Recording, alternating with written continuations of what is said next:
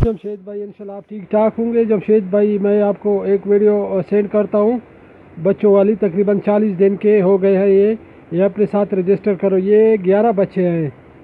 ये दूसरे खाने से मैंने शिफ्ट किया है, इधर भी डाला है। और ये जो है ये 6 बच्चे हैं। हाँ। ये जो है ये 8 बच्चे हैं। हाँ। ये जो है ये 6 बच्चे हैं। ये मेरे पहले क्लच वाले बच्चे हैं सारे। ये 5 फीमेल ने बच्चे दिए थे। अभी एक दूसरी फीमेल ने भी बच्चे दिए है, वो 12 तारीख को दिए। वो भी वीडियो मैं सेंड करता हूँ, वो भी आ जाएगा आपके साथ इंशाल्लाह। कल इंशाल्लाह इतवार को आपने बोला था इतवार को वीडियो सेंड करो बच्चों वाले। इंशाल्लाह कल इतवार को मैं वीडियो सेंड करूँगा। एक हफ्ते के दिन मैंने बनाया है, इतवार के दिन इंशाल्लाह मैं सेंड करूँगा। और बाकी ये मेरा फार्म है, जेमी रेमिट फार्म से मैंने खरगोश लिए थे, ब्रांच न्यूजीलैंड वाइट का। माशाल्लाह बहुत कामयाब हो गए हैं। इंशाल्लाह इसमें अल्लाह बरकत डालेगा मुझे।